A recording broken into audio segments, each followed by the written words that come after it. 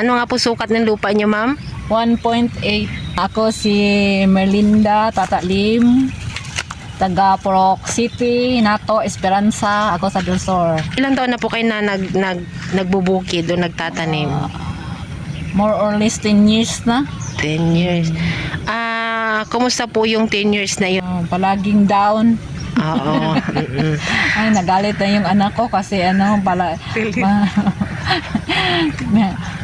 Palaging failure. Oo, palaging failure. At saka ayaw na nila akong magbukid. Kaya lang mahal na mahal mo ang pagtatanim. Oo, pero gusto ko man.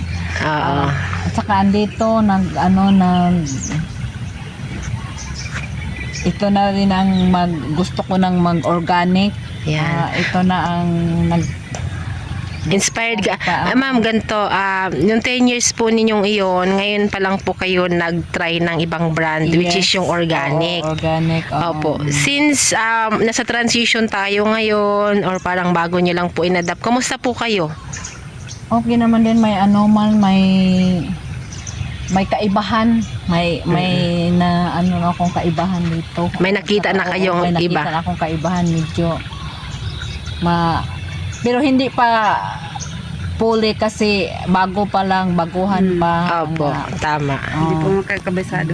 Opo. Pero ibig sabihin, ma'am, sa sandaling iyon, medyo may kaiba na kaysa dati. Yeah, Opo. may kaiba na akong Sa ngayon po kasi, ma'am, ay gusto ko lang po munang makita natin yung paano natin mapagtagumpayan yung no insecticide, pesticide, no?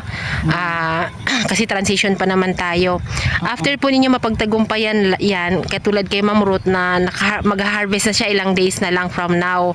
So, ang susunod po natin babaguhin is yung the way of planting. Yes, ma'am. Para po mag-level up po tayo, no? Una muna natin tatanggalin yung mga synthetic na mga ini-spray o mga lason. Yes, Oo. ma'am. So, ngayon po ay while na nag-rehab kayo sa lupa, ay magtatanim pa rin po kayo ng dati ninyong gawi. Yes, ma'am. Kaya lang tatanggalin lang natin is yung chemical spray.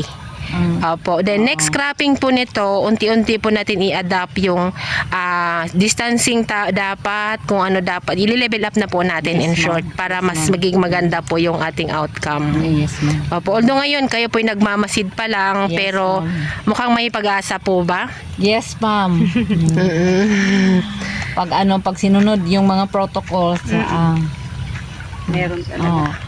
Aside dito sa palay, ma'am, ano pa po yung ibang yung ginamitan sa organic? yung isang yung puno ng mangga at saka itong mga niyong. Oo. Nagdi-disri ka rin sa niyog? Okay. Sa livestock po? Yung yung hindi lang ako palaging nagbigay sa livestock kasi nabisi ako dito sa palayan. Pero nag-try na din ako nagbigay. Bigyan ko na rin ng Pero maganda ng ano pong Ayan po. Thank you so much, ma'am, no? Although hindi pa naman natin talaga makita yung tagumpay mo, pero sabi mo meron ka na nakitang medyo advantage. Po. So patuloy naman po kami nag-a-assist dito sa inyo para sa ganun po pag nakapag-harvest na kayo naman po yung magtuturo sa iba nating kapwa farmers. Yes, ma'am. Yun ang gusto ko para yung ginawa ko to para experience ka, para may transfer. Apo.